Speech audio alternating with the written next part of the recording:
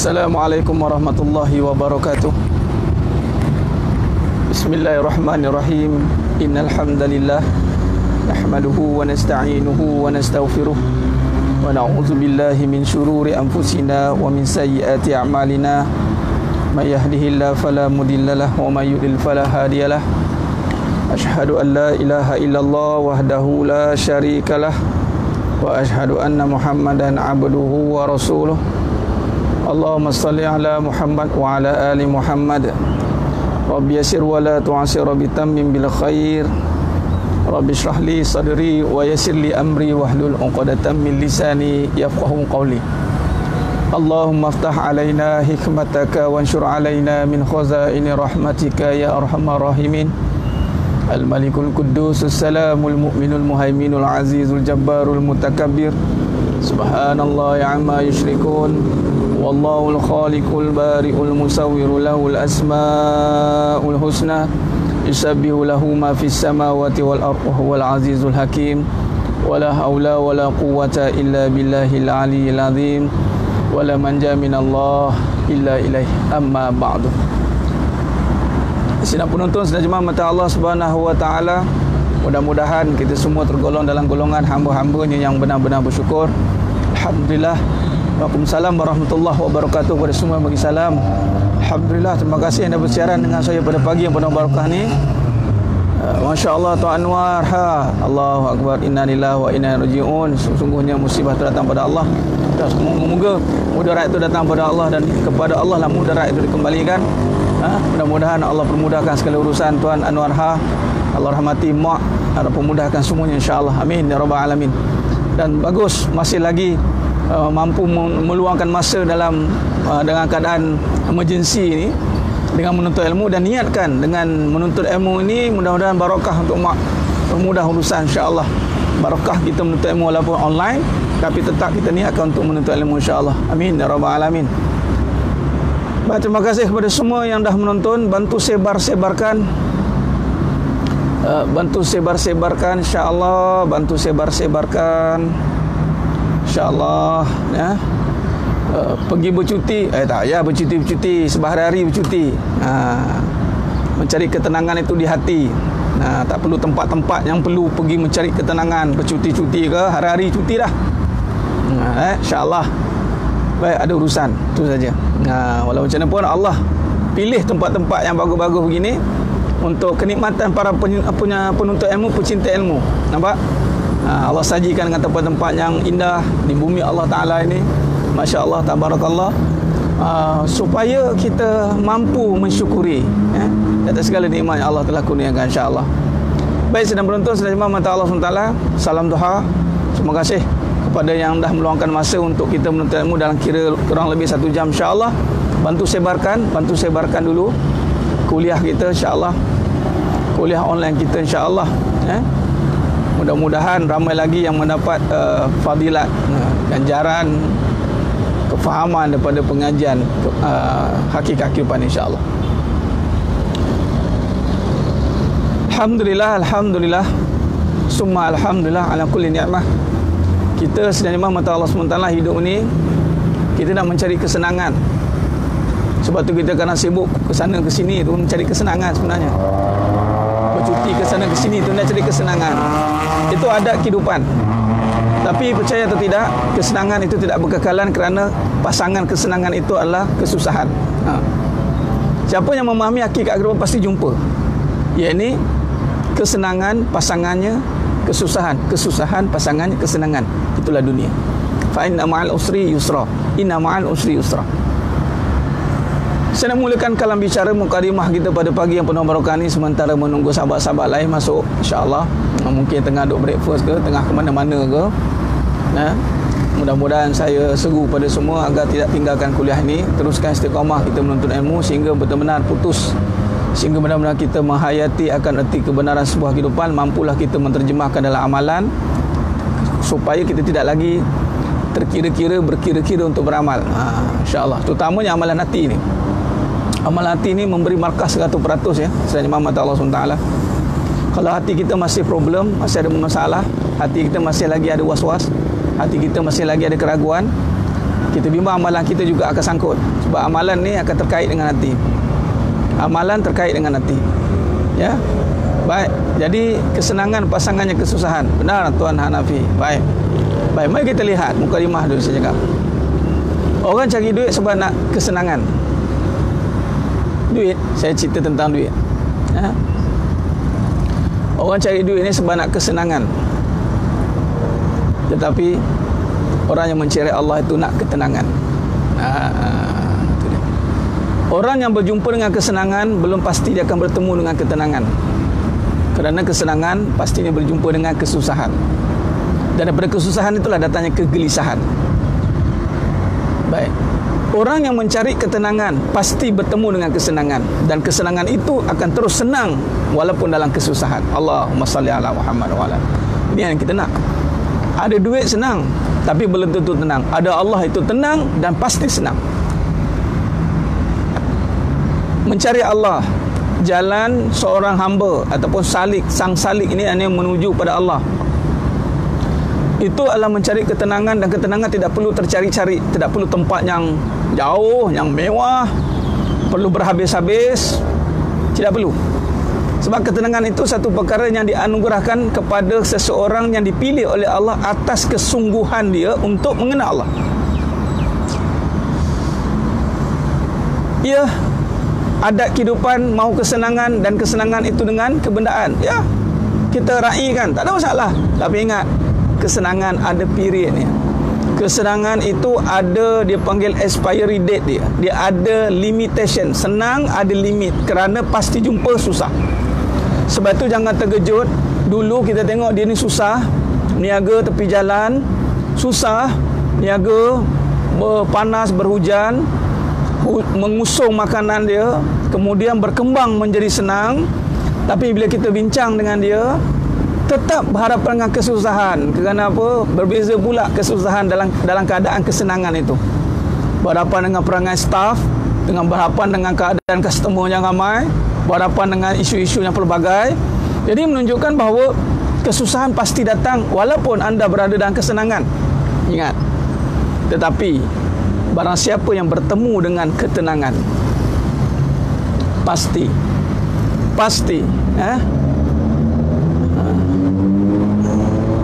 Ustaz nak tanya sikit, pakai batu cincin syaitan takut tak? Syaitan takut dengan Allah, tak takut dengan batu.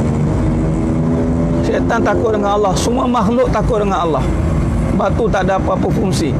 Samalah seperti batu Hajarul Aswad. Kata Sayyidina Umar Khattab radhiyallahu an, kalau tidak keranalah Rasulullah SAW cium batu Hajarul Aswad, tidak aku cium batu ini, walaupun batu itu dari syurga. Syaitan tak takut dengan batu, apatah lagi manusia kepala batu. Lagi syaitan tak takut. Syaitan kepala batu. Nampak? Syaitan kepala batu. Syaitan tak takut. Syaitan dia takut pada Allah, dan batu tu pun takut kepada Allah sebenarnya. Ana akhafullah. Ana akhafullah. Baik, carilah ketenangan, pasti jumpa kesenangan, dan kesenangan itu akan berkekalan. Allahumma salli ala Muhammad wa ala. Carilah ketenangan. Carilah ketenangan, pasti akan berjumpa dengan kesenangan.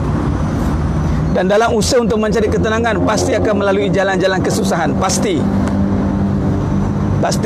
Untuk mencari kesenangan, pasti juga menjalan kesusahan. Sebab susah itu adat untuk dalam semua jalan. Orang untuk cari kesenangan, sebelum senang susah kan? Orang nak mencari ketenangan, sebelum ketenangan susah juga. Dia nak mencari ketenangan itu bukan dengan semudah ABC. Sebab tu guru saya cakap, kalau kau nak senang, cari susah. Tapi senang yang dimasukkan itu adalah bukan senang kebendaan, tetapi ketenangan yang membawa kepada kesenangan. Orang yang tenang pasti akan senang. Tapi ketenangan itu apa dia? Orang boleh sebut, anda nak tenang, anda nak tenang, anda nak tenang. Ingat, ketenangan bukan dengan fikiran. Saya ulang lagi sekali, ketenangan bukan dengan fikiran. Anda tidak mampu berfikir dengan tenang. Anda tidak mampu membayang-bayangkan ketenangan. Kita tidak mampu untuk melihat satu ketenangan tanpa bermula dengan keimanan. Ingat, ketenangan tidak akan datang tanpa dengan keimanan.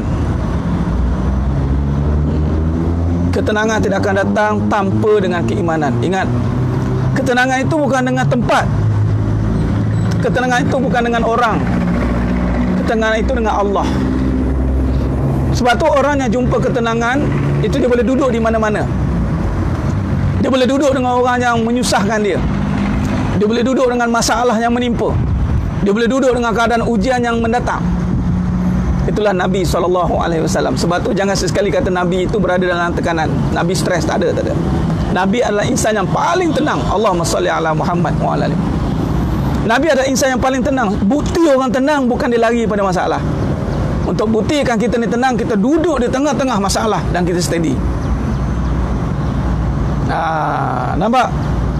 Melayan karena melayan soalan-soalan tak apa-apa kadang-kadang. Itulah dia ketenangan. Dan ketenangan boleh terzahir, tergambar di wajahnya. Sebagai contoh, tengok baby, tengok budak. Tengok baby, tengok budak, tenang tak muka mereka? Tenang kan? Tenang. Cuba tengok mak budak, serabut. Tengok babak budak, Allah Ustaz, serabut betul tengok. Sebab apa serabut? Cuba tanya dalam hati ada apa? Tanya budak dalam hati ada apa? Tak ada apa. Dalam hati mereka ada Allah. Sebab tu bila tanya soal Allah di mana, maka jawabkan mereka itu Allah di hati. Allah itu menuju kepada kekuasaan. Kekuasaan Allah di mana? Rapatkan letak di hati. Sebab itu seorang budak tawakalnya luar biasa, kerana padanya itu ada kekuasaan Allah yang tidak ada putus. Tak ada barrier. Dia budak ni, dia punya kuasa Allah tu direct. Allah jaga budak-budak, apatah lagi budak-budak yang belum akil balik. Mereka ini ahli syurga. Sebab tu ramai anak jangan stres. Kalau anda stres dengan ramai anak, bermaksud anda ahli neraka. Bayangan ahli syurga, kita stres menjaga ahli syurga, bermaksud kita ahli neraka. Wa na'udzubillah. Lalu saya sebut, jangan stres dengan budak-budak. Budak-budak apatah lagi budak-budak yang belum akil balik, yang mana kalau mati mereka sekarang syurga. Tenang, mereka kalau nangis pun tenang. Nangis, Allah bucu-bucu nangis lagi. Allah nangis dia kan, comel nangis. Cuba tengok mak budak nangis, nak rasa macam nak makan penampau lah rasa tu. Nampak? Sebab apa? Sebab dalam hati kita dah berbagai macam-macam kebendaan masuk dalam hati kita. Sebab tu kita belajar nak keluarkan. Kita ni dah terperangkap dengan istilah-istilah yang bercelaru. Contoh istilah tenang pun bercelaru. Kita dok faham, manusia dok faham tenang itu dengan keadaan. Tenang itu dengan gambaran. Apatah lagi masuk ilmu-ilmu, minta maaf cakap, ilmu-ilmu psikologi. Ilmu-ilmu yang cuba mempengaruhi minda. Tetapi sebenarnya hatinya masih belum berubah untuk tenang. Dan dia ingat tenang itu datang dengan keadaan, menggambarkan suasana yang indah, menggambarkan tempat-tempat yang indah. Tenang itu diingatkan bahawa memiliki suasana yang puji-pujian yang mengindah-indahkan. Tidak. Wallahi, tenang itu boleh duduk dalam keadaan serabut. Tenang itu boleh berada dalam keadaan dikelilingi dengan masalah. Ketenangan itu satu ibarat permata yang bersinar, berkilau walaupun berada di selaput lumpur. Tak ada isu. No issue. Orang tenang, no issue. Sebab tu kena tenang dulu boleh buat bincang. Orang yang tenang baru boleh buat bincang. Orang yang tenang adalah orang yang matang, bukan orang yang berumur. Orang yang berumur kalau dia tidak tenang, maka dia masih kebudak-budakan. Sebab tu matang bukan letak pada umur. Sebab tu Islam, iman datang dalam semua peringkat umur. Kalau kita belajar tentang 10 orang terawal masuk Islam, ada di kalangan orang dewasa, kalangan budak-budak. Sayyidina Ali bin Abi Talib karamallahu wajhah. Ibnu Abbas pun waktu itu masih kecil. Anas bin Malik pun masih kecil waktu itu, umur baru 10 tahun dah terima Islam dengan hebat. Anas bin Malik radhiyallahu an, Ibnu Abbas radhiyallahu an, yang menjaga Nabi SAW, khidmat dengan Nabi. Sehingga Ibnu Abbas radhiyallahu an didoakan oleh Nabi SAW, yufaqihu hafidin wa alim nabi takwil. Tu jadi al-mufassirin, sultan fil mufassirin. Hebat. Jadi walaupun dia seorang yang budak, dia segi umur, tetapi ketenangannya mampu menjangkaui seorang yang berumur tapi tidak matang. Orang yang tidak tenang, dia suka menentang. Bila bawa bincang, dia akan melantang-lantang. Bincang je melantang-lantang. Itu orang tidak tenang. Tak boleh buat bincang. Orang yang tidak tenang dia tak boleh buat bincang. Kalau dia buat bincang, dia akan melantang-lantang, dia akan marah. Jadi mahalnya sebuah ketenangan itu apabila dia duduk dalam keadaan yang tenang dan boleh buat bincang apa jua masalah boleh buat bincang. Dia tak ada, dipanggil apa, hot button. Dia tak ada isu-isu ni isu pantang larang aku ni. Ini isu pantang larang aku ni. Tak ada. Sebab tu membina ketenangan itu, ketenangan itu dengan iman. Iman itu bermula di hati. Iman itu bermula di hati. Ya, tenang itu bukan boleh dibuat-buat. Pura-pura tenang tak bisa, bu. Pura-pura tenang tak bisa. Nanti keluar perangainya. Nanti keluar perangai bujang senang. Dan tak keluar dia bujang senang dia tu. Nama seekor buaya bujang senang. Okey.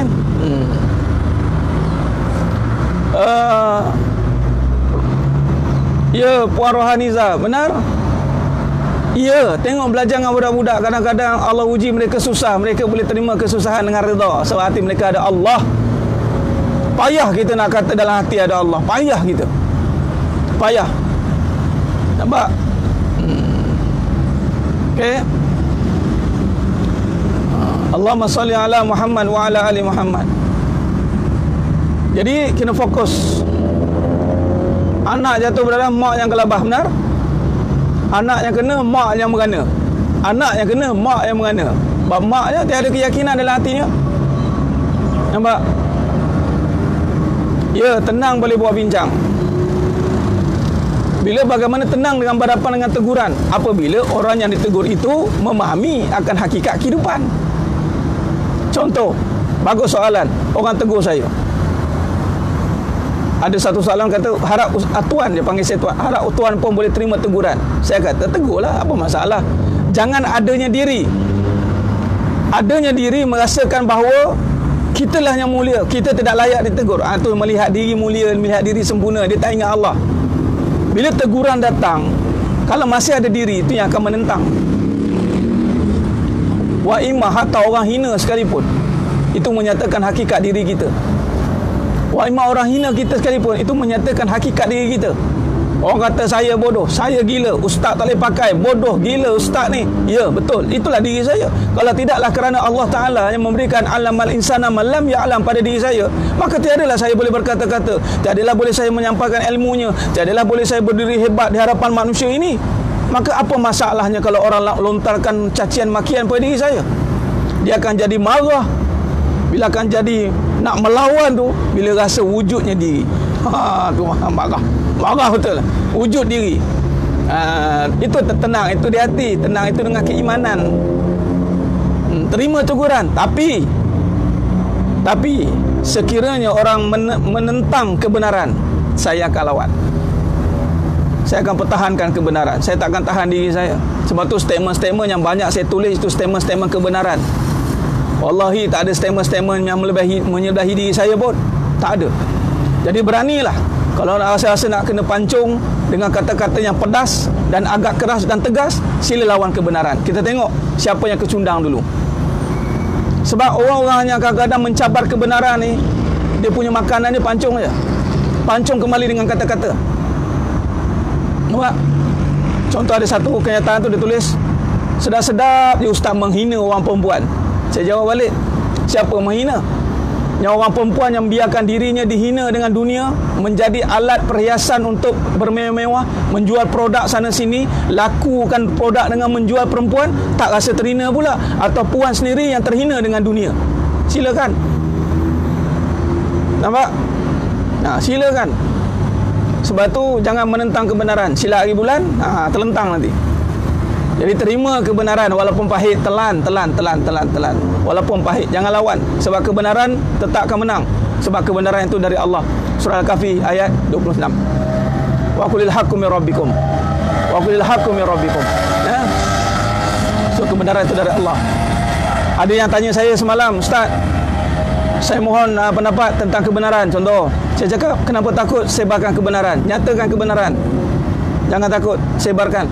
Cuma jaga adab dan kelakuan. Orang yang sebarkan kebenaran, dia akan jaga adab dan kelakuan. Tiada diri dia. sekiranya di saat dia menyebarkan kebenaran dan dimaki oleh orang yang menentang kebenaran, sabar, relax saja. Relax saja. Alah, ustaz gila. Siapa guru dia ni? Ilmu tak tinggi. Ada. Dia cakap, mufti pun okey je. Ustaz mana ni? Celah gigi aku ustaz ni. Nah, dah tak keluar TV, tak apa-apa dalam ustaz ni. Dia cakap boboh lah, saya tak bersalah. Saya bukan bekerja dengan orang, saya bekerja dengan Allah. Ya Allah bayar saya, bukan orang bayar saya. Allah bagi apa yang saya nak, Allah ambil apa yang saya nak. Allah yang bagi, Allah yang ambil. Jadi kita jaga Allah. Ihfazillah yahfazka. Sebab tu ada yang tanya semalam, ustaz, isu-isu ustaz semua panas-panas. Memang kebenaran memang memanaskan, kebenaran memang menghangatkan, kerana kebenaran akan bertemu dengan kebatilan. Orang yang ada kebatilan dia akan melenting. Contoh berarti kan, saya tulis kejahilan apakah ini? Jahil tidak boleh diajar. Bila diajar makin kurang ajar. Ada statement saya panjang tu, yang mana belum baca, tolong like. Saya tulis statement itu, saya tujukan kepada orang lelaki. Wahai para suami, biarlah kamu sakit sementara di dunia, mendidik isterimu, tidak cintakan harta, tidak kerja harta. Didik isteri itu, tak apalah sakit pun. Jangan nanti ditanya oleh Allah Ta'ala, bila dia cek hati isteri kita, dalam hatinya ada cinta dunia. Allahu Akbar. Macam mana nak jawab dengan Allah? Sedangkan itu yang pertama akan ditanya tentang hati. Tengok isteri kita dekat rumah sana sibuk dengan Shopee, Lazada, sibuk dengan bahan-bahan dunia yang membuatkan dia cinta dunia. Allahu Akbar. Apa nak jawab depan Allah Ta'ala? Kita sibuk beribadat, sibuk tunggang-tungging solat, sibuk kita perjuangkan kebenaran. Tengok isteri sendiri penuh dengan cinta keduniaan dalam hati. Apakah cinta keduniaan? Baik, saya nak jawab satu soalan dulu. Dan soalan kedua, kamar kasih. Saya nak jawab tentang soalan rahmat. Kemudian kita sambung pengajian kita. Soalan yang ditanyakan pada saya semalam panjanglah. Dia copy paste daripada pertanyaan saya tentang dunia. Kita sambung pembahasan semalam tentang cinta dunia kan, tentang tundukan pandangan.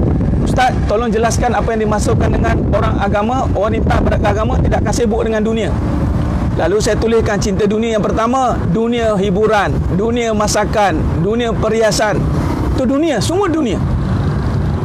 Baik, apa yang dimasukkan di sini yang pertama? Kalau kita rujuk dalam surah Toha 131 semalam, apa kata Allah?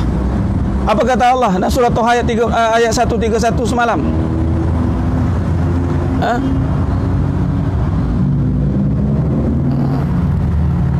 Kata Allah, wala tamuddanna 'ainaika ila ma matta'na bihi azwajan minhum zahratal hayatid dunya linaftinahum fihi wa rizqu rabbika khairun wa abqa. Jangan kamu tujukan pandangan kamu dengan apa yang aku bagi dekat orang kafir, yakni kemewahan perhiasan dunia.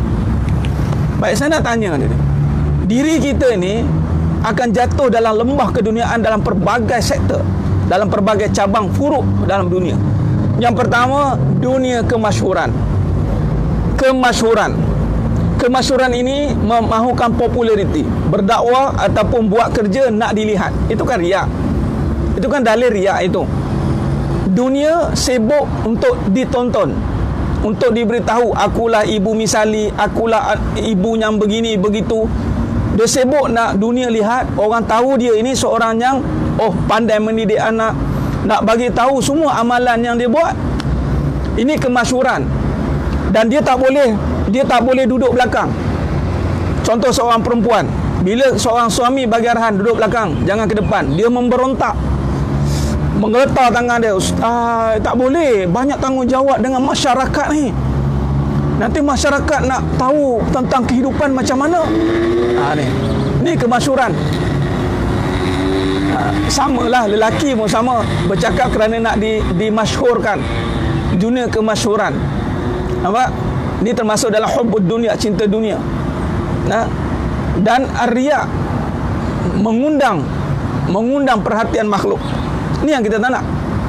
Seperti mana kalau kita lihat dalam dunia barat, dunia kapitalis, itu orientasinya adalah untuk dijulang-julang kan, di award, diraikan, dipuji. Walaupun dalam Islam membenarkan, sebagai contoh Nabi SAW itu panggil Sayyidina Aisyah radhiyallahu anha bukan dengan nama Aisyah radhiyallahu anha. Humaira, si pipi merah. Boleh panggil isteri kita dengan gelaran. Janganlah panggil maknya, mamanya. Janganlah nya tu. Kena pula dekat isteri pula, bapaknya. Bapaknya nya. Panggillah nama abangku. Kan? Si Intan Payung, boleh, tak ada masalah. Boleh, Islam harus. Tapi masalahnya bila tak dipanggil dia marah. Ni masalah. Bila tidak dipuji, dia rasa terkeji. Bila dia tak dipuji, dia rasa terkeji. Bila satu hari suami dia tidak memuji dia, dia rasa ni abang ni ada perempuan lain ya. Ni abang biasa panggil saya sayang ni, dah tiba-tiba tak panggil sayang ni, kenapa? Inilah dia masalahnya dunia yang perhatian ni. Bahaya ni bila kita terikat dengan manusia, terikat hidup kita. Itu panggil dunia kemasyhuran. Masyhur dengan manusia lah. Tak ada lagi orang masyhur dengan kucing. Tak ada lagi orang masyhur dengan binatang-binatang. Masuk zoo, bangga. Wahai binatang-binatang, lihatlah aku. Tak ada. Itu kan kalau dibuat panggil orang gila. Dia akan masyhur dengan manusia. TikTok sana, TikTok sini, ni WhatsApp sana, ni Face sana, selfie sini, show off sana, show off sini. Dia tak senang dengan suami je melihat saja. Isteri yang solehah, isteri yang benar-benar menjadi dambaan syurga, dia puas dengan suami dia saja. Cukuplah suami dia kata kamu ni hebat. Cukup. Dia tak perlu dah. Tak perlu dah. Sebab kerja isteri itu untuk menyenangkan hati suami. Enough. Tak perlu nak follower ramai lah, apalah, tak payah. Yang penting kita jadi follower Nabi SAW. Kan cakap sekarang, ya Allah, isteri ramai follower isteri, suami yang jadi follower isteri. Allah. Yang abang dah like dah. Abang dah like dah kamu punya. Abang sokong kamu, abang follow kamu. Suami pula yang kena follow isteri. Terbalik. Patut isteri yang kena like suami, follow abang. Saya sokong abang, saya like abang, like. Tengok isteri dia je kerja like. Betul lah tu. Siapa tu? Sayyidatina Khadijah radhiyallahu anha. Nampak? Sayyidatina Khadijah radhiyallahu anha, ketika di saat kewafatan Sayyidatina Khadijah radhiyallahu anha, ketika itu sempat berpesan kepada Nabi SAW, wahai Rasulullah, wahai kekasihku, sekiranya di saat satu masa nanti tiada yang mengikutimu, maka ingatlah aku tetap mengikutimu. Bayangkan setahap itu menyokong perjuangan baginda Nabi SAW. Ini kadang-kadang orang perempuan tak apalah, kalau tak ada siapa follow abang, lantaklah. Ni abang ada problem, ni ada masalah. Tengok saya ramai follower, relax ya. Mana saya betul lah. Dia ramai orang sokong je betul. Asal ramai orang sokong je betul. Jangan kira ramai sokong. Kira Allah sokong. Kira tak dia ni di pihak kebenaran atau kebatilan. Fir'aun follower ramai. Iblis follower ramai. Jangan main. Satu, dunia kemasyhuran. Yang kedua, dunia hiburan. Dia nak berseronok je kerja hiburan ni. Abang, buatlah benda yang seronok-seronok. Ada kerja hiburan ni, seronok ni, itu makanan nafsu, seronok. Suka nak sana sini, ke sana ke sini, berjalan je kerja dia. Bukan nak kenal Allah, dia nak kenal tempat supaya dia boleh, ni barang ni saya beli daripada London, barang ni saya beli daripada Eropah, saya tak main lah Malaysia ni. Oh, saya main sana Zimbabwe, saya main Kazakhstan, Gohegostan. Nampak? Begitu.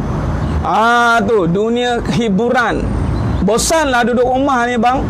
Abang belilah saya kecanggihan sikit bang, kata. Bosanlah. Dia sebut mulut dia bosan. Dia nakkan apa? Hiburan, lagu-lagu, perhiasan. Dia masuk pula yang ketiga. Bila kata dia nakkan hiburan, maka dia pergi pada dunia perhiasan. Dan dunia tu memang perhiasan pun. Inna ja'alna ma'alal ardi zinatan laha inna ja'alna ma'alal ard. Sesungguhnya Allah jadikan dunia itu dengan perhiasan. Sibuk dengan perhiasan. Rumah tu kalau boleh penuh sarat barat. Minta maaf cakap. Alhamdulillah Allah takdirkan saya belajar sikit ilmu design. Allah takdirkan. rupanya ilmu design ni ada kena mengena dengan keimanan. Oh, jangan main-main. Nabi SAW arkitek. Para pemerintah Khulafa' Ar-Rasyidin dulu semua arkitek. Muhammad Al-Fatih Utsmaniyah tu arkitek. Dia yang design. Hagia Sophia tu Muhammad Al-Fatih take over, kemudian redesign balik.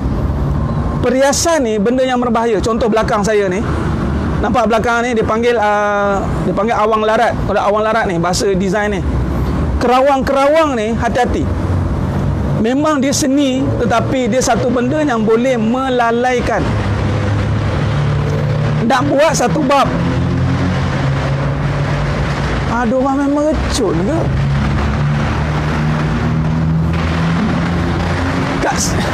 Kat sini pun kena. Tinggalkan dekat denai alam aja. Allahu Akbar. Mudah-mudahan itu bukan unsur sabotaj. Contoh, dia perhiasan, benda yang melibatkan satu perkara, kalau tidak dibimbing, dia akan maintenance tinggi. Nak lap, nak gosok, nak ini. Allah, masuk kadang-kadang tu. Sebab tu Nabi SAW very simple. Simple je. Design semua simple. Minimalis, panggil minimalis. Less is more. Belajar less is more. Belajar nanti less is more. Kita memang adat istiadat, memang kita ini bahaya ni.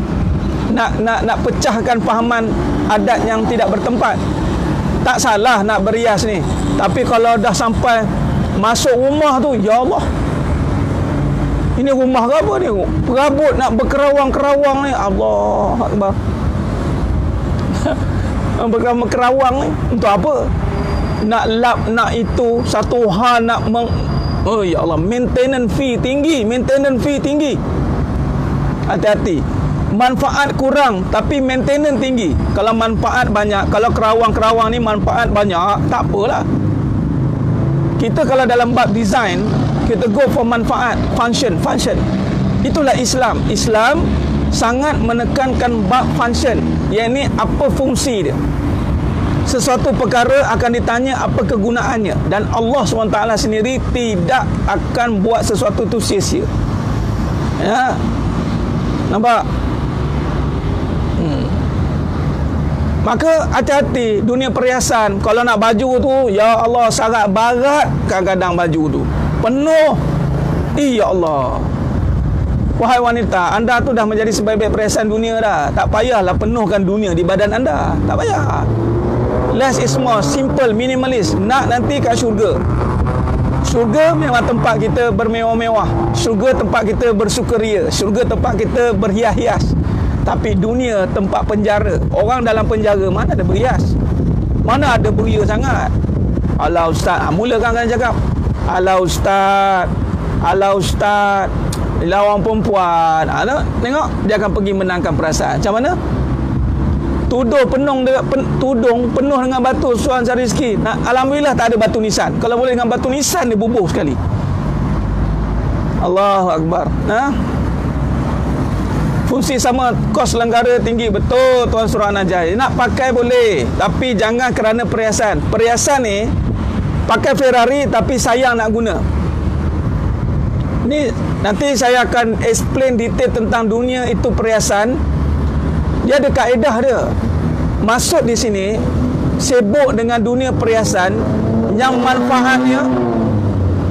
manfaatnya sedikit. Biasa tak orang dengar cakap macam ni?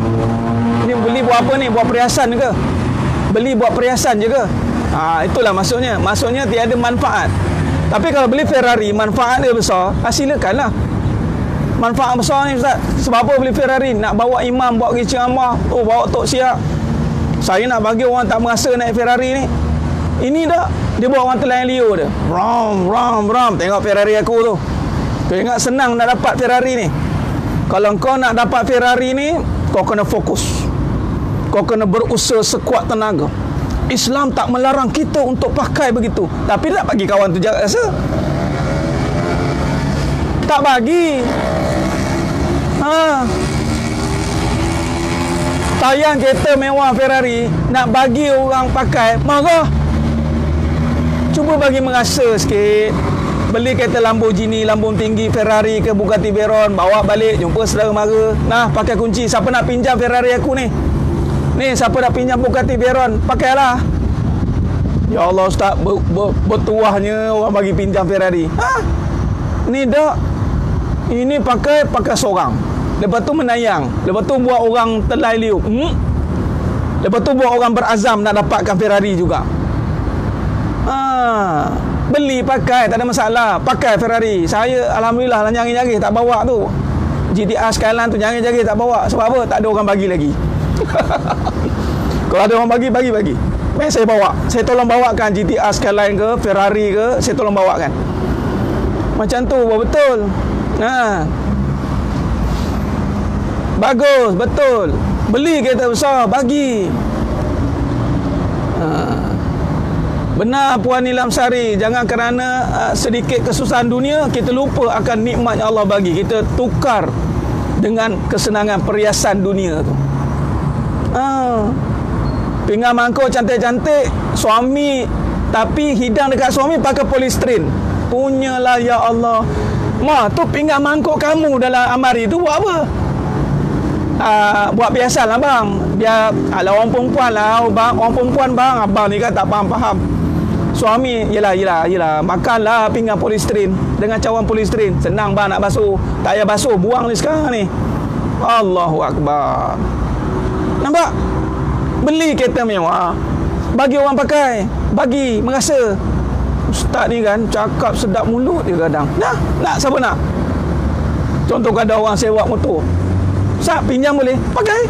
Tapi kalau rosak, repair lah. Jangan pula pakai hantar rosak pula. Nah, pakai. Nah, tak nak pula kadang-kadang. Jadi banyak kita dunia perhiasan untuk perhiasan. Belilah untuk bagi orang merasa. Kadang-kadang ada orang tak merasa. Memang sebab tu Allah lebihkan kita ni. Ada orang lebih sikit. Jadi gunakan kelebihan tu bagi kawan-kawan, bagi saudara mara yang tak merasa. Jangan show off pula dengan saudara mara. Tulang kau malas. Tengok berkat usaha. Sebut juga berkat tu. Tengok berkat usaha aku boleh berjaya. Kalau kau nak berjaya macam aku, mulalah. Jangan. Pakai boleh rosak tanggung sendiri. Ya, contoh rumah besar-besar kan, ajak saudara mara datang. Bila dah ajak saudara mara datang, jangan marah pula kalau dia buat sepah kat rumah. Dia pegang barang tu, dia pegang barang ni. Ini orang datang rumah, barang, jangan. Jangan. Penuh dengan jangan. Nampak? Datang, pecah beli lain. Amboi Ustaz lah. Itulah dunia. Beli mahal-mahal, ready lah untuk kehilangan. Beli mahal-mahal, ready lah untuk rosak. Bila rosak, jangan mengungut. Aku beli mahal-mahal, rosak. Membazir, rugi betul. Berapa ramai orang pakai kereta mahal, barang mahal atau perhiasan mahal di rumah, bila rosak, bila hancur, marah. Sebab apa? Itulah dia sibuk dengan dunia perhiasan. Marah. Dah rosak, dah pecah, ganti. Walaupunlah dalam Islam menjaga adab. Nanti kalau anak kita pergi rumah orang, jangan perangai macam tu. Tapi sekiranya Allah takdirkan ujian, ada orang datang rumah kita duk perangai macam huru-hara, saja Allah nak uji kita tu. Allah pegang pula barang yang mahal-mahal kan. Habislah pasu aku. Habislah tengok sana tengok sini.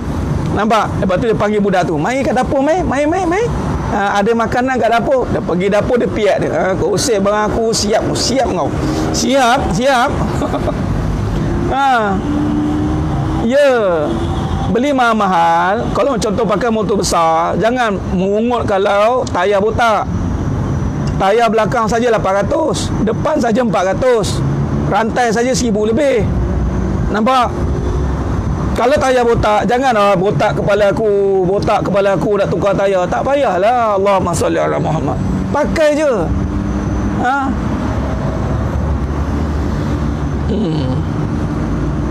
Kereta ada 5 untuk elak cukai. Ini tak betul Puan Atikah. Sekadar nak elak cukai. Kereta ada 5, pakai 1, nak beli 4, bagilah kawan-kawan ke, jiran, saudara mara yang tak pakai, yang tak merasa. Simpan buat apa? Ditanya oleh Allah Ta'ala. Jangan main-main. Harta akan ditanya. Nampak? Itu dunia perhiasan. Dunia hiburan, dunia perhiasan, apa lagi tadi, dunia kemasyhuran, dunia masakan. Ni masakan. Ada syahratut ta'am, sibuk memikirkan masakan, sibuk komen masakan, sibuk komen masakan. Tawar je, kamu masak macam mana ni? Datang rumah orang makan, tawar, komen, kamu makan, masak, apa ni, apa ni, ya Allah. Sedap makan, tak sedap diam. Itulah Nabi SAW. Gitu. Oleh itu carilah isteri yang mahal-mahal, nilainya nanti sayang lebih. Cari isteri yang mahal. Betul? Apa yang mahal? Tiada dunia pada diri dia.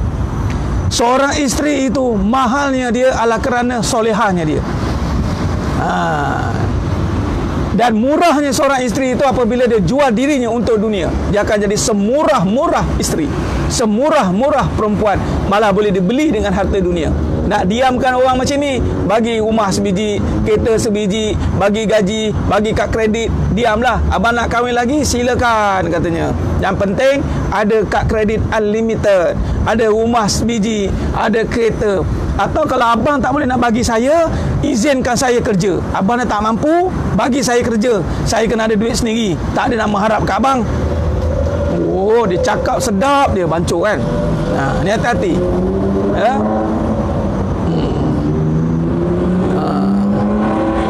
Sedang penonton, sedang jemaah mata Allah SWT. Jadi makan diam-diam, sedap share kat orang. Ini sedap makan seorang. Ustaz, sedap Ustaz saya makan tadi. Mananya? Bagilah. Ini sedap share, tayang kat orang. Kawan tu kulat-kulat tak makan. Sepatutnya kalau nak tayang makanan, ni saya ajar ni. Kalau nak tayang makanan kat Facebook, ini hari ni saya masak begini-begini, saya makan begini-begini, tulis nombor telefon, bagi WhatsApp, siapa yang teringin nak makan macam saya makan, bagi tahu, saya post free of charge. Ini dah buat orang apa ni je. Nampak? Baik.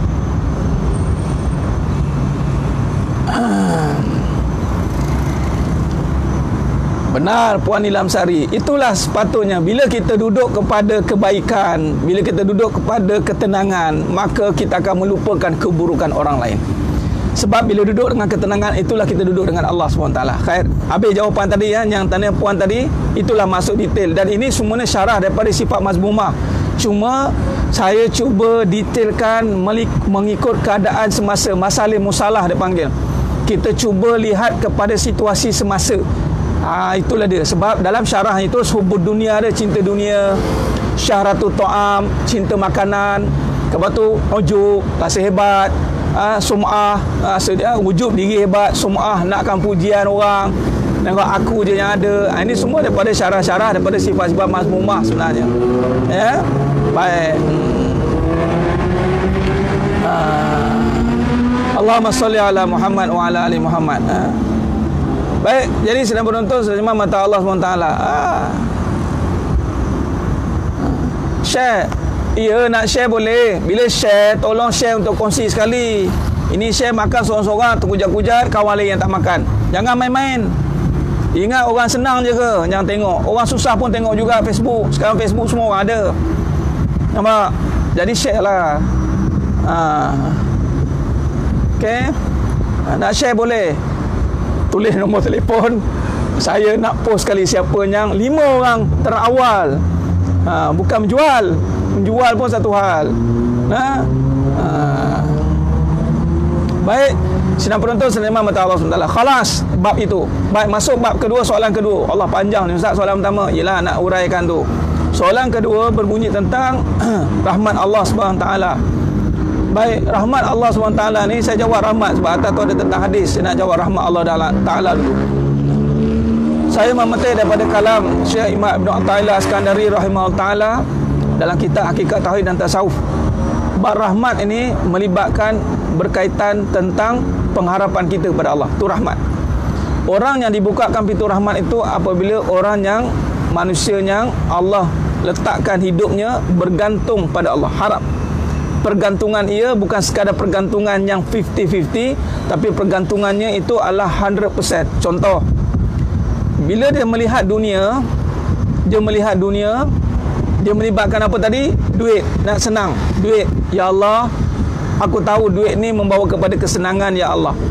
Tetapi tanpa ketenangan, aku tidak akan mampu meraih kesenangan ini. Maka aku perlukan engkau membantu aku dalam menguruskan kesenangan ini. Nampak pengharapan dia, direct. Ya Allah, aku perlukan seorang isteri.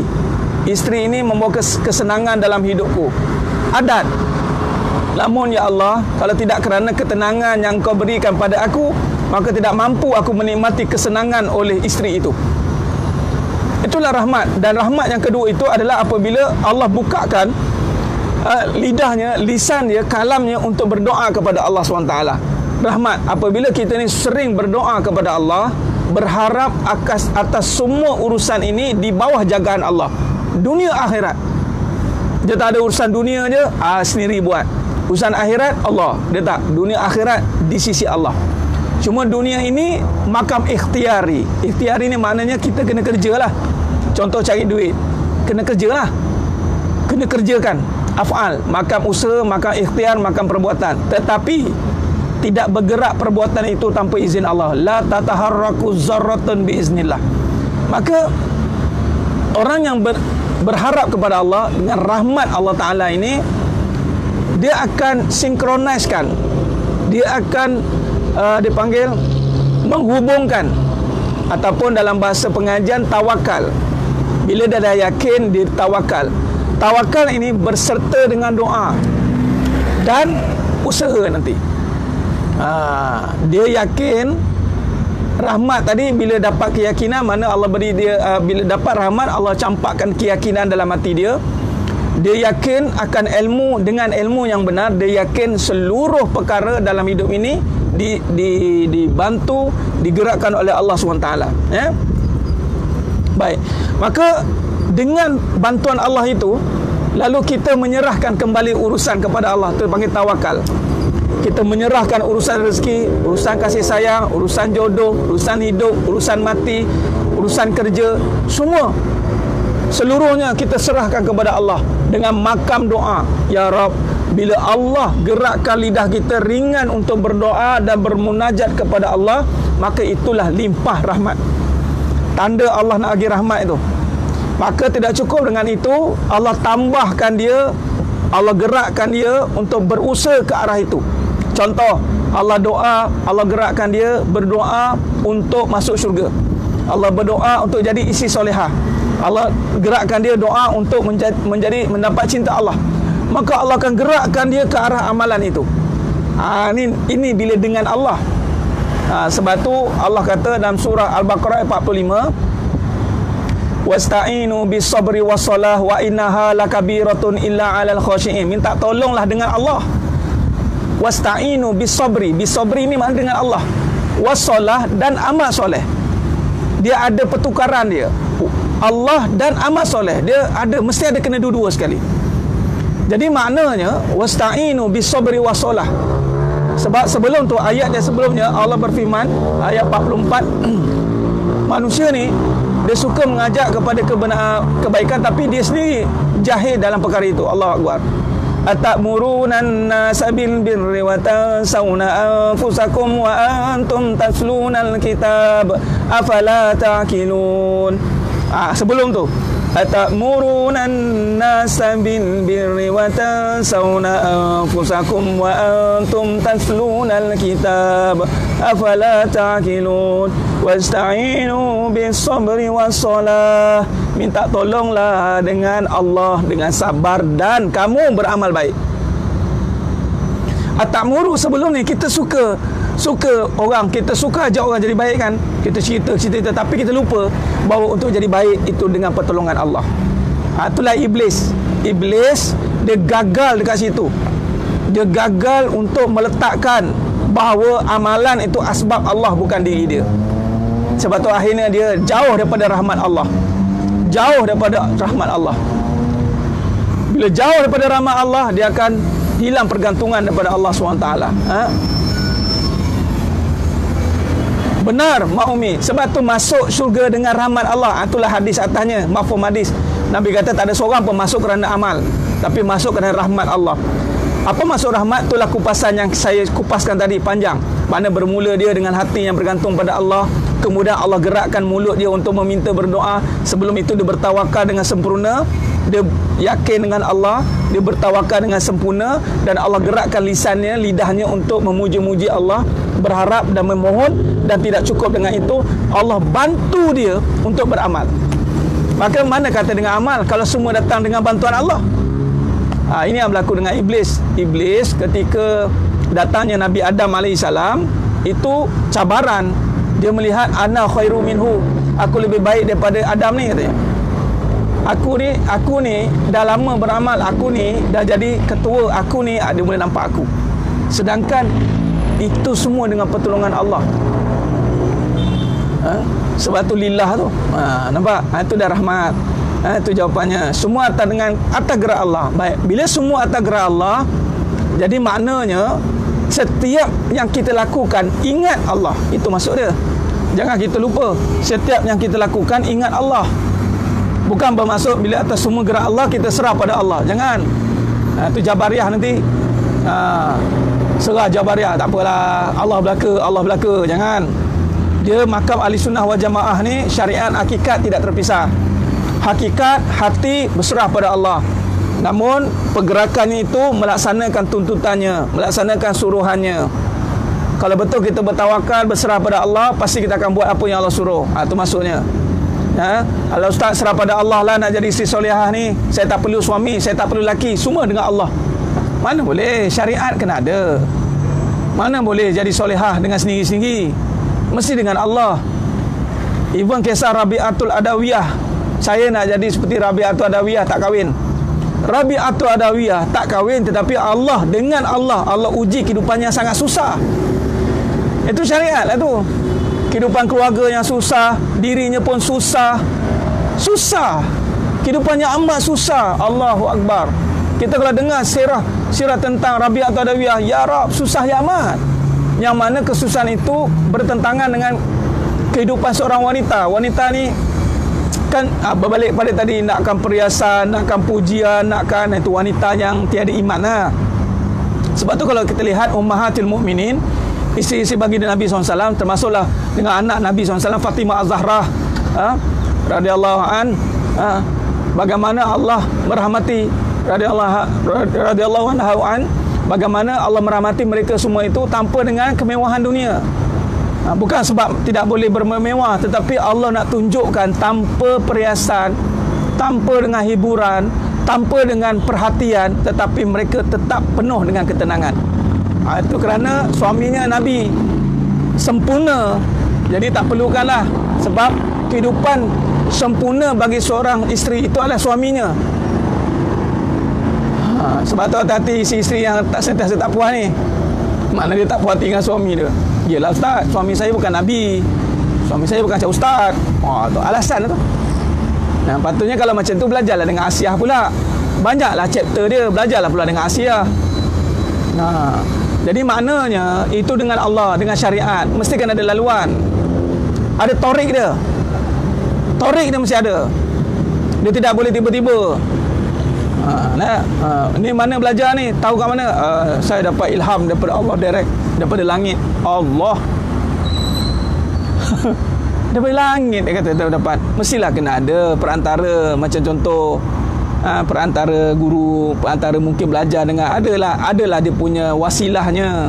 Itu bahasa pengajiannya. Jadi sebenarnya mata Allah SWT. Dan sebab itu kalau kita lihat di masjid, dalam masjid, mana ada apa hiburan, duduk sunyi dia, tak ada apa-apa pun, tak ada bunyi-bunyi pun, diam. Itulah jiwa sebenarnya. Jadi sedang penonton selama mata Allah SWT.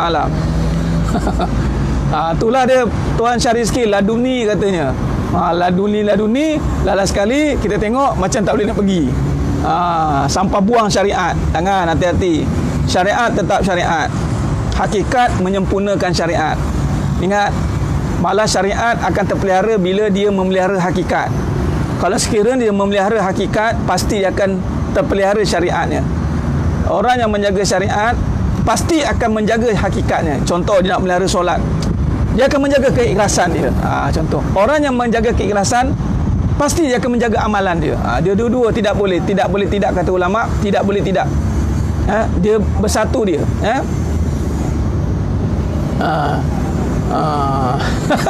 Kena blok ni. Tak apalah Tuan Haji Sariza, biarlah kita kena blok di dunia daripada kita blok dengan Allah tak boleh masuk syurga. Biarlah manusia nak blok kita, jangan blok kita masuk syurga sudah. Biar manusia blok kita di dunia, tapi jangan orang blok Allah, blok kita tak boleh masuk syurga. Itu ayat dia.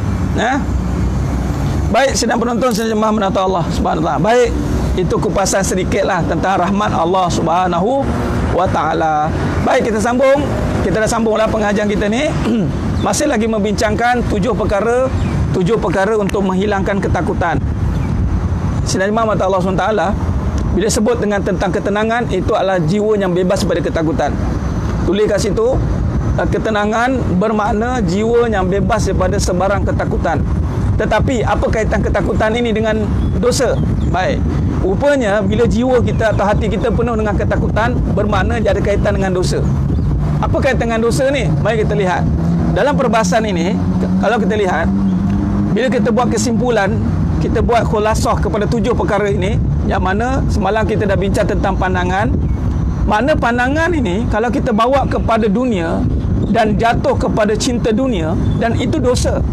Bila dosa, dia akan masuk ke hati. Terus perut ni kita tak jaga keberkatan. Kita sibuk fikirkan pendapatan, tapi kita tak fikirkan keberkatan. Maka kalau kita tak menjaga halal dan haram dalam perut ini, maka dosa lagi. Baik, tangan, kata Abu Lais Al-Maqdisi rahimahullah, nombor 5, tangan. Baik, tangan ni kalau kita tidak menggunakan dia untuk ketaatan, kita sibuk gunakan perkara untuk kerosakan, kita tulis, kita type benda-benda yang menyakitkan, kita type fitnah-fitnah, kita buat provokasi yang menyebabkan pergaduhan, maka dosa lagi. Maka kaki, kata Abu Lais Al-Maqdisi rahimahullah, kaki, Allah bagi kaki atau kenderaan itu untuk bawa kepada jalan ketaatan. Contoh, Allah bagi motor besar. Allah bagi motor besar bukan besarkan dunia, tapi besarkan amalan. Tapi kita dengan kaki, kita besarkan diri kita. Tengok tempat-tempat yang mewah kita pergi, tapi kan masjid kita tak pergi. Sehingga kan Allah buat satu ujian, tak boleh pergi masjid. Rasa kan? Kita anggap masjid ini tempat yang biasa. Kita anggap hotel 5 bintang itu tempat yang luar biasa. Kita lihat masjid ini tempat sekadar orang yang dah tak ada apa, dah pencen saja datang. Kita anggap masjid ini sekadar tempatnya persinggahan saja, bukan keutamaan. Maka kakinya akan mengundang pada dosa. Dosa lagi. Yang ketujuh, ketaatan. Yang ketujuh, ketaatan. Ia menjadikan ketaatan untuk semata-mata mencari keredaan Allah. Maknanya ketaatan dia, ini perbuatan dia untuk mencari perhatian makhluk. Dosa lagi. Sebab itu 7 perkara ini adalah melibatkan tentang bagaimana mengalihkan semuanya untuk pahala. Barulah bebas dia daripada ketakutan dalam jiwa. Sebab dosa ni akan duduk dalam hati. Sebab tu ada resah hati ni berkaitan dengan dosa. Sebagai contoh ya, kita resah dengan duit. Mana kita ada dosa dengan duit. Adalah benda tu. Apa dia? Tak cukup amalan apa dia duit tu.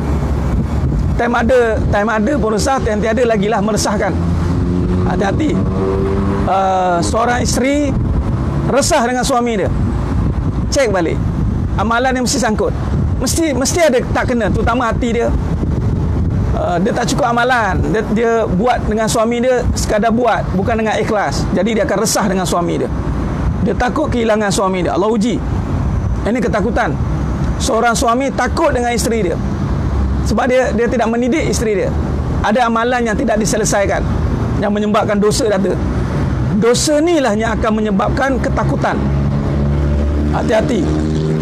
Bila kita takut pada sesuatu perkara itu, terutama melibatkan rezeki, kasih sayang, itu melibatkan amalan dalam hati. Nak rawat hati, jaga juga. Tadi Tuan Surah Najahiyah, kita dah sentuh bab perut. Bab perut tu, nombor 4 saya dah sentuh. Bab perut, iaitu jaganya halal dan haram. Bab makan minum, jaga. Serupa juga bab masa. Bila bekerja, jangan sampai melupakan yang utama. Jangan sampai kita menepikan yang utama, sanggup melewat-lewatkan solat. Kita bagi alasan, dah kerja, alasan saja. Kita tak cari cara. Kita tak rasa bersalah dengan Allah. Ya Allah, aku kerja ni hasil lambatkan solat. Aku tahulah benda ni ada dipanggil rosak, tapi aku nak juga utamakan solat. Ya Allah, macam mana cara dia ya Allah? Patutnya dia bukannya bagi alasan je kerjanya. Bak ibadah je alasan. Nampak? Jadi dosa tu yang menyebabkan ketakutan. Sebab tu nak hilangkan ketakutan itu adalah dengan bertaubat, hilangkan dosa. Untuk kaki istiqomah ke masjid, kita kena tahu tujuan ke masjid. Kaki, kenapa kita istiqomah pergi kerja? Kenapa orang sanggup susah payah pergi kerja? Kena dapat duit. Itu je lah. Betul lah tu. Bila dapat duit senang. Betul? Bolehlah bayar semua ustaz, nafkah semua. Betul? Betul lah. Tapi adakah cukup dengan itu? Tidak cukup. Kita kena cari ketenangan.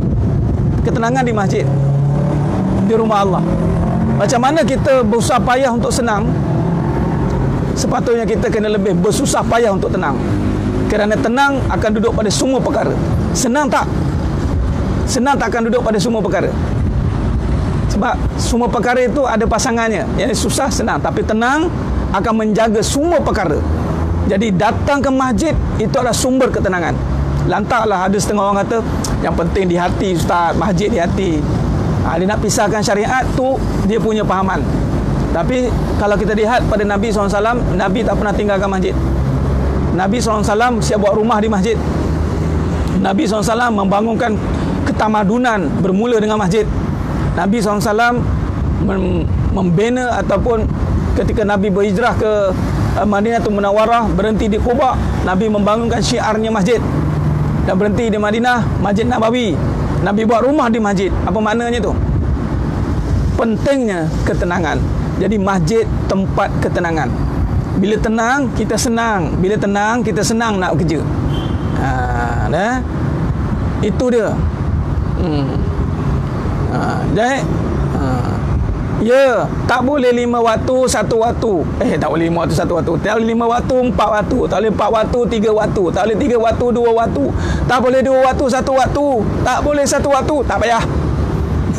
Mak kata Tuan Guru Datuk Ismail Kamus almarhum. Puan Atikah Zulaikha, apa hukum? Sebab tu ada zakat. Bersihkannya dengan zakat. Bersihkannya dengan sedekah. Ya. Jadi kalau kita bimbang-bimbang benda-benda tu meragukan kita, maka sedekahkanlah, bersihkan hartamu dengan zakat, dengan infak. Bersihkan. Okey. Tenang pasti senang, tenang pasti menang.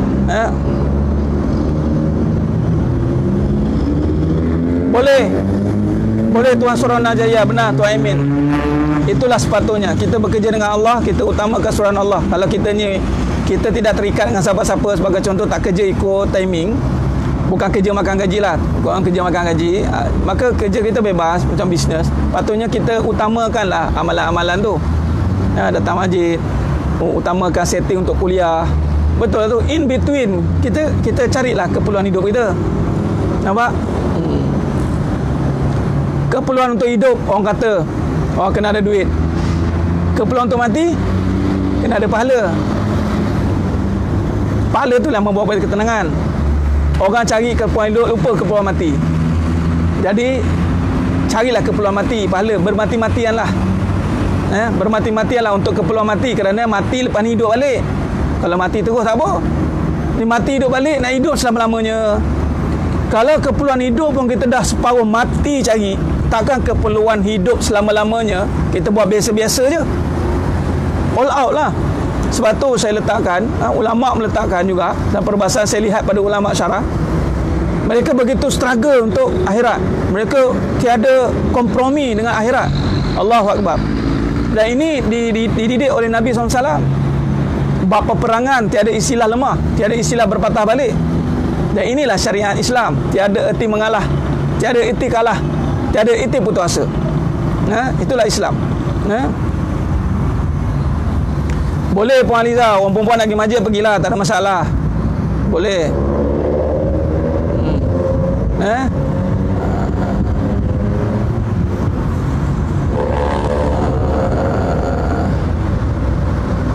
Boleh Tuan Surah Najia, silalah share lah. Sebarkanlah kata-kata yang ada dalam ni, biarlah. Tak apalah. Boleh sebarkan seluas-luasnya. Allahumma salli ala Muhammad wa ala ali Muhammad. Baik, jadi 7 perkara. Pandangan, perut, tangan, kaki, kita jaga 7 perkara ni. Bermula dengan lisan. Kata, nak cakap, fikir dosa pahala. Hati, jangan ada cinta dunia, melibatkan dosa pahala. Pandangan, jaga pandangan, dosa pahala. Fikir tu je. Apa lagi? Tengok perut, aku kerja ni, dosa pahala. Tangan, kaki, dosa pahala. Kalau kita seringkali dosa pahala, Allah akan cabut ketakutan dalam hati kita. Ustaz, saya ni sentiasa buat dosa. Ya, manusia sentiasa berdosa.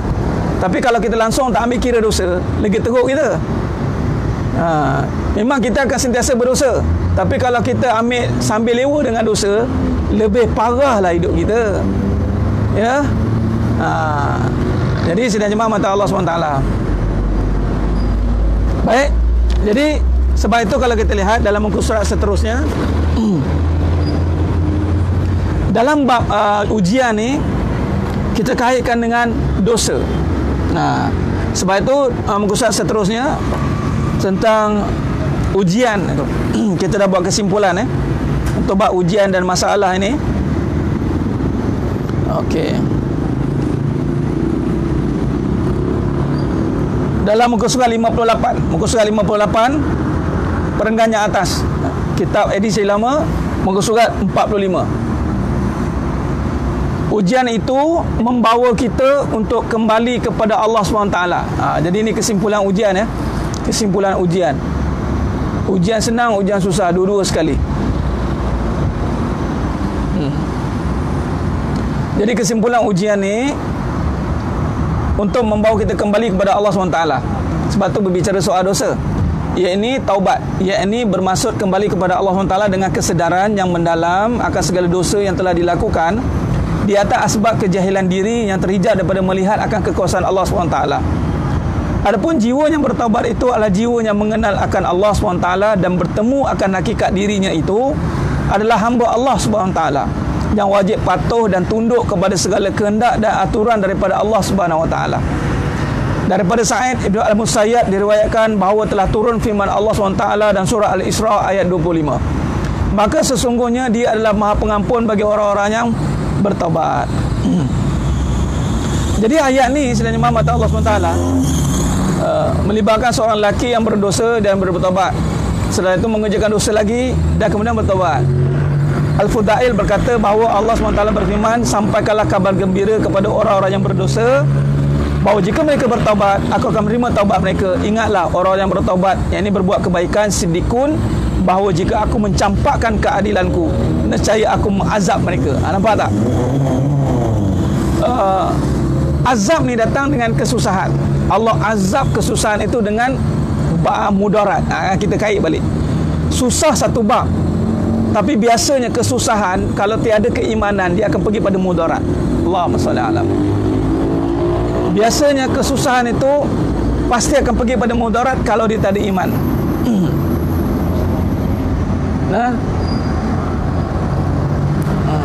Siapa yang ada tu tak sempat salin, boleh siapa yang ada tu tolong typekanlah 7 perkara tu dalam nota ada. Terima kasih Ustaz Janita Harun. Tu dia 7 anggota ni. Mata, telinga. Oh ya, ini 7 anggota. 7 perkara yang kita bincangkan dalam Abu Laid Samarkandi rahimahullah taala tadi. Boleh listkan. Lisan, hati, pandangan, kemudian perut, tangan, kaki. Yang ketujuh ketaatan. Yang 7 ketaatan. Baik, kalaulah sekiranya Allah kata Al-Fudair rahimahullah mengatakan, kalaulah sekiranya Allah mengadili kita sekarang ni, nescaya semua Allah azab, sebab kita memang tak lepas pada dosa. Itulah sifatnya Rahman Rahimnya Allah Ta'ala ni. Tanda Allah sayang kita adalah orang beriman adalah Allah ampunkan dosa kita. Allahumma salli ala Muhammad wa ala ali Muhammad. Itulah bezanya kita dengan manusia. Kita manusia dengan pencipta. Manusia ni Dia sibuk tak nak memaafkan orang. Dia sibuk tak nak minta maaf kat orang. Dia berbangga dengan bahawa aku tak maafkan dia. Atau dia berbangga bahawa biarlah aku tak nak minta maaf dekat dia. Itu bukan sayang. Suami isteri ni kalau sayang, atau sesiapa saja, erti sayang yang sebenar itu adalah memaafkan. Dia menerima kesalahan dan kekurangan diri pasangan. Itulah keindahan. Bukan sayang itu dengan memberikan apa yang dia nak, kebendaan, bukan. Kasih sayang itu adalah dengan memaafkan. Seorang suami kalau sayangkan isteri dia, dia akan maafkan isteri dia. Seorang isteri kalau dia sayangkan suami dia, dia akan maafkan suami dia. Bang, saya maafkan abang untuk abang kahwin lagi. Sebab saya tahu abang nak minta izin, abang tak berani. Jadi saya maafkan abang sebab abang akan minta maafnya.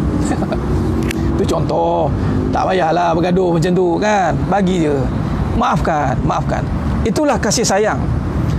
Itu adalah sifat hati kita sakit. Sebab sifat dosa ada dalam hati. Sombong. Baik. Jadi dalam riwayat lain, muka surat 59, dalam hadis lain diriwayatkan bahawa ketika Allah SWT melaknat Iblis. Ni. Iblis meminta tangguh. Iblis minta tangguh.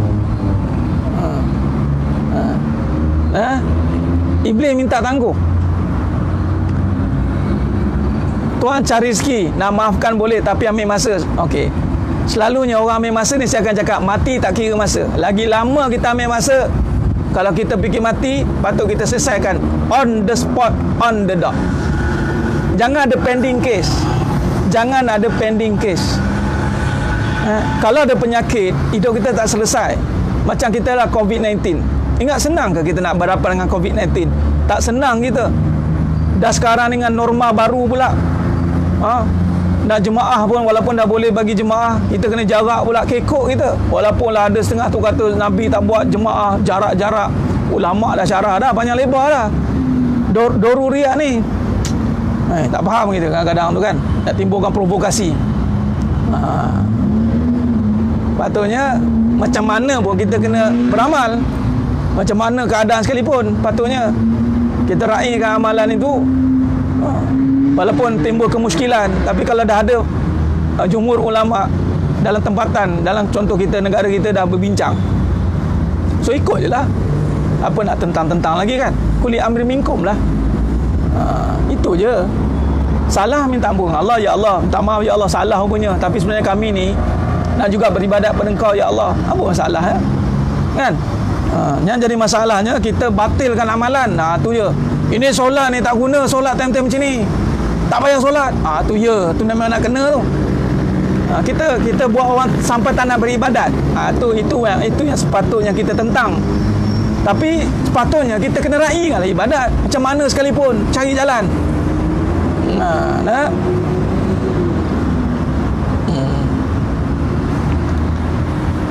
On the spot, on the dot. Sebaiknya memaafkan. Ya, memaafkan ini tidak perlu dilafazkan dengan kita merelakan. Redha je lah, itu memaafkan lah. Contoh macam Allah Ta'ala, apa betul Allah maafkan kita? Ada Allah lafazkan? Mana yang kita tahu Allah lafazkan tidak? Walaupun dalam Quran Allah tanya, Allah bagi tahu aku mengampunkan. Tetapi maksudnya adalah kerelaan hati tu. Kita dah rela dengan dia dah. Walaupun perangai isteri kita tu dah macam-macam saka ada kat dia, dah macam-macam jenis ada kat dia, tapi kita rela. Tak apalah abang, rela lah kamu ni. Gambarnya memang ada belaan dalam badan kamu ni. Tak apalah. Siapa lagi kalau nak membela kamu ni kan, biarlah kamu ada banyak belaan, abang lah akan bela kamu. Walaupun abang susah. Contoh. Dia maafkan tu, dia rela. Tak apalah abang, saya rela kat abang. Walaupun perangai abang ni macam Harok Cafe. Pening saya kadang-kadang tengok abang ni, tapi saya rela lah. Kalau pergi kat mahkamah pun, mahkamah okey. Ya Arif, ni perangai suami saya ni, ya Allah, tak tahu nak cakap macam mana. Tapi ya Arif, saya dah maafkan suami saya ni, saya rela. Saya rela dengan suami saya. Dia tak cakap maafkan, dia kata saya rela. Saya redha. Dah balik je lah. Nak cerai apa lagi? Dah. Sebab minta maaf dengan suami, tapi suami berkelakuan seperti tidak memaafkan. Itu perangai suami, biarkan. Perangai orang, biarkan. Orang yang tak memaafkan itu hal dia dengan Allah, hal kita selesai. Ingat, kita nak ke syurga, bukan nak hidup dengan dia saja. Kita nak ke syurga. Orang perempuan ingat, anda semua nak masuk syurga. Jangan sibuk terikat dengan suami je. Jangan terperangkap dengan dunia. Lepaskan. Terus ke syurga lah. Perangai suami, ustaz saya minta maaf. Dah minta maaf, lakukan ketaatan. Teruskan. Yakinlah dengan janji Allah. Itu je. Biarlah dia lepas minta maaf pun dia tak ni, teruskan kebaikan lagi. Teruskan sampailah dia berlapang dada. Janganlah pula nanti Puan Hayati kayat, dah orang dah minta maaf, dia tak maafkan. Banyak no perangai. Awak ingat awak seorang je. Dah mula pula keluar perangai balik. Suami ambil masa, itu biarkan dia. Malah kita kena renung lagi, ya Allah, tak cukup ke aku lagi. Tingkatkan lagi amalan. Tingkatkan lagi kesungguhan, menunjukkan kita bersungguh-sungguh nak minta maaf. Ni kadang-kadang nak minta maaf, buat muka, bang minta maaf bang, tak sungguh awak ni. Yalah, yang penting saya minta maaf. Allah, macam main-main minta maaf ni. Yalah, yang penting saya minta maaf. Manusia kan banyak kesilapan. Main-main pula dengan minta maaf. Minta maaf sungguh lah, jangan main-main. Bang, maafkan saya bang, dari lubuk hatiku yang paling dalam ni bang, saya benar-benar rasa bersalah. Bercakap lah, pandai-pandai lah. Isteri suami sendiri kan, pandai-pandai lah goreng. Macam mana nak alihkan marah kita masa tu, masa tengah panas tu? Ingat neraka habis cerita. Marah sangat kita hebat sangat ke? Marah kita sebab apa? Sebab dunia. Tak fikirkan bahawa Allah nak marah kita pula. Sekiranya tengah marah, ingat Allah. Allah boleh marah kita di saat kita melakukan kesilapan. Tapi kita tengah buat silap pun Allah bagi kita makan kambing gulik. Relax ke? Kita tengah derhaka dengan suami pun Allah masih kekalkan suami lagi. Relax ke? Patutnya Allah buat macam ni. Kita buat silap je, kita marah dia, pum, mati suami tu. Mati terus. Dah, kamu tak suka suami, aku matikan suami. Ataupun lebih parah, di saat kita tengah buat silap, Allah matikan kita. Nyusahkan kat dunia ni. Mati kamu. Mati terus. Tapi tengah marah-marah pun steady lagi. Tengok, nampak tak saya ni pemarah? Awak jangan cabar-cabar saya bang. Orang boy, siap action lagi tu. Sombong, janganlah. Jangan begitu.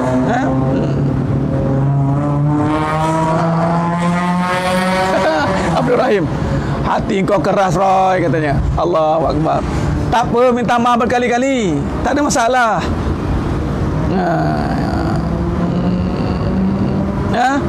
Baik, sidang jemaah mata Allah SWT. Baik, jadi kena ingat, kena faham, nak bawa mana marah tu. Marah biar bertempat, marah biar kita mempertahankan kalimah Allah, kalimah Rasulullah SAW. Itu baru kena marah. Tapi kalau selain pada itu tak payah. Allahumma salli ala Muhammad wa ala ali Muhammad. Baik.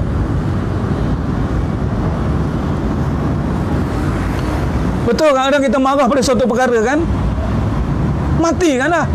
Baru tahu semua yang orang kita marah semua mati. Lala kita seorang dia. Apa macam? Marah dengan anak, Allah matikan anak. Marah dengan suami, Allah matikan suami. Kamu marah dengan siapa lagi? Siapa lagi cakap? Dia, aku matikan semua. Biar kamu seorang dekat dunia ni. Kita pula mati akal. Ya Rob, dah mati semua orang ni, apa aku nak buat? Dah, kamu marah dengan semua benda.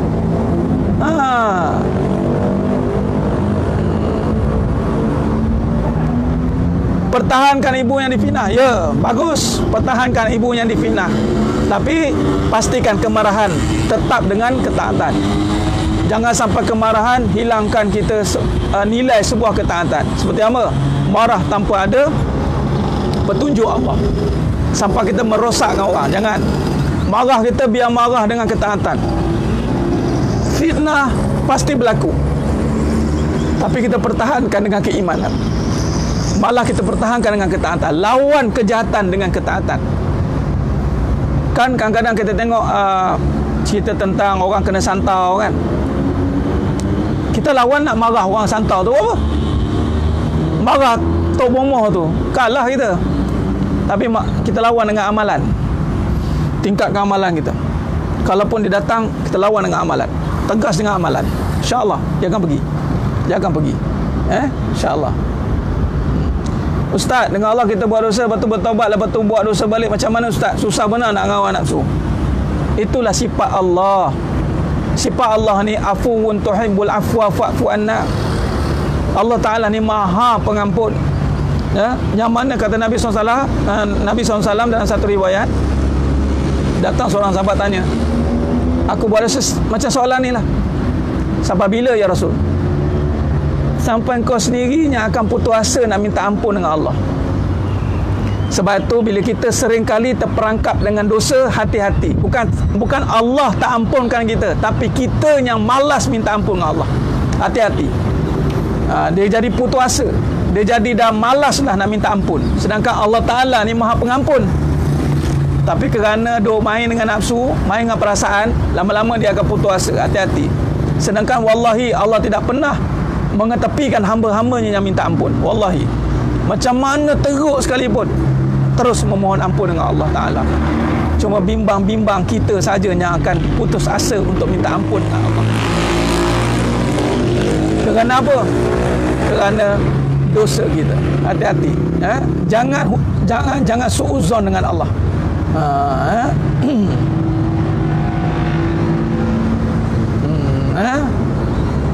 Allahumma salli ala Muhammad wa ala ali Muhammad. Lawan marah dengan fitrah. Marah kita tu contoh, marah dengan orang caci mak kita, fitnah. Marah dengan jadi anak yang soleh. Apa yang soleh? Mak, biar orang hina mak, tapi ingat mak ada anak soleh. Pertahankan mak dengan amalan. Doakan keampunan untuk mak. Doakan tempat syurga masuk tanpa hisap untuk mak ayah. Itu maksudnya. Jadi senang penonton, senang jemaah mata Allah SWT. Baik. Maka di situlah bagaimana Allah SWT merakamkan juga, merakamkan disebabkan oleh dosa ni kalau kita buat dengan dosa maksiat itu penderhaka, maka Allah ampunkan. Tapi dosa yang bahaya ni dosa musyrik, dosa mensyirikkan Allah. Ini dosa yang tidak akan diampunkan oleh Allah SWT. Maka dengan itu, bila kata dosa yang paling besar ni kita kena jaga, itulah kita kena jaga syirik. Sebab tu dalam ujian, hati-hati dengan dosa syirik. Dosa syirik inilah yang akan merosakkan kita nanti lebih jauh. Baik. Baik, dalam muka surat 60 penutup, malam ni saya tak ada kuliah. Malam ni kita tak ada kuliah. Lepas tu saya panjangkan sikit masa ni. Kita jumpa besok malam, insya-Allah. Esok malam, Isnin malam, insya-Allah. InsyaAllah. Dalam muka surat 60 Allah berfirman,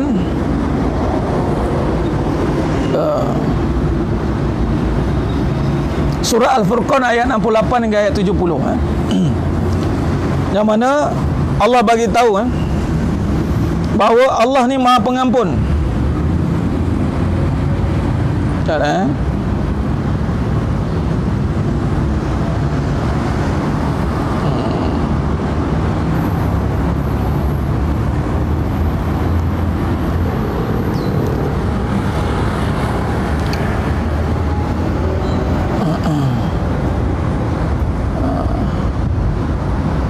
ya, malam ni tak ada kuliah, insya-Allah. Malam tak ada.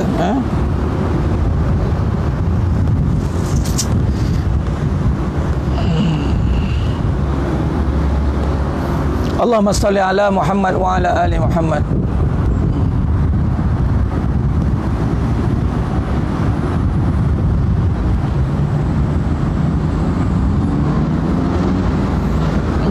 Okay. Allah berfirman dalam surah Al-Furqan ayat 68, 69, 70. Ini penutup bagi kita semua, insya-Allah. Wallazina la yad'una ma'allahi ilahan akhar wa la yaqtuluna an-nafs allati harrama Allahu illa bil haqq wa la yaznun wa man yaf'al zalika yalqa asama. Dan juga mereka yang tidak menyembah satu lain Allah bersama-sama Allah. Nampak? Allah mulakan. Dan tidak membunuh jiwa yang diharamkan oleh Allah membunuhnya, kecuali dengan jalan yang hak yang dibenarkan oleh syarak. dan tidak pula berzina, dan sesiapa yang melakukannya demikian akan mendapat balasan dosanya. Allah sambung lagi dalam surah Al-Furqan 69, yudha'af lahul azabu yaumal qiyamah wa yakhludu fihi muhana. Akan digandakan baginya azab seksa pada hari kiamat, dan juga akan kekal di dalam azab itu untuk menerima kehinaan. Dan Allah kata dalam surah Al-Furqan ayat 70, illa man taba wa amana wa amila amalan salihah faulaika yubaddilullahu sayyiatihim hasanat wa kana Allahu ghafurur rahima. Kecuali orang yang bertaubat dan beriman serta mengerjakan amal yang baik, maka orang-orang itu Allah menggantikan pada kejahatan mereka dengan kebaikan, dan adalah Allah Maha Pengampun lagi Maha Mengasihani. Subhanallahul azim. Baik, sedaya penonton, sedaya mata Allah SWT.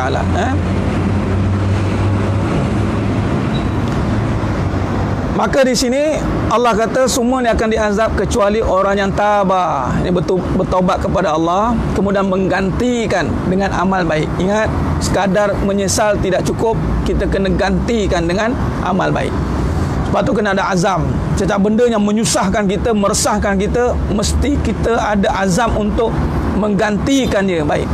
Contoh dengan suami, kita resah dia, rasa pernah bergaduh banyak kali, kita kena gantikan dengan amal. Dengan suami juga, dengan amal yang baik. Dengan anak, kita gantikan balik. Dengan harta, kita gantikan balik.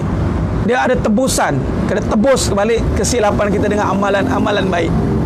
Itulah tebusan ataupun dipanggil satu jaminan di sisi Allah. Allah akan ampunkan kita. Jangan gesah, jangan gelisah. Jadi setiap ujian itu ada kaitan dengan dosa kita. Lalu selalulah ingat-ingat akan dosa, dan selalulah kita mendekatkan diri kepada Allah dengan istighfar, jalan istighfar, dan kita selawat kata Nabi SAW sebanyak-banyak. Baik, jadi cukup. Dan saya pun nak undur diri juga, Puan Roniza Morris, saya dah habis. Jadi insya-Allah, mudah-mudahan Allah berkati kita semua. Mohon maaf di atas terkasar kata atau kurang bicara, di atas kekurangan dalam penyampaian. Hanya Allah sajalah yang mampu menyempurnakan perbincangan kita pada pagi yang penuh barakah, insya-Allah. Jadi cukup sekadar itu saja. Mudah-mudahan Allah berkati kita semua, insya-Allah. Jadi kita bertemu pada esok malam Isnin malam Selasa. Malam ni saya tak ada. Kita bertemu esok, insya-Allah.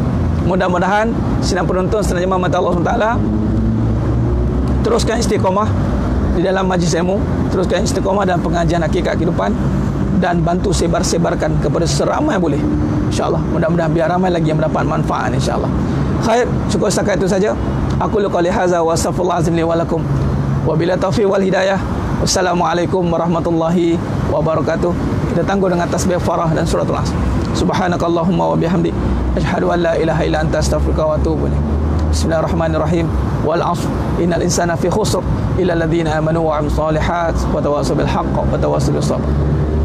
Wallahu a'lam bissawab. Takbir. Allahu akbar.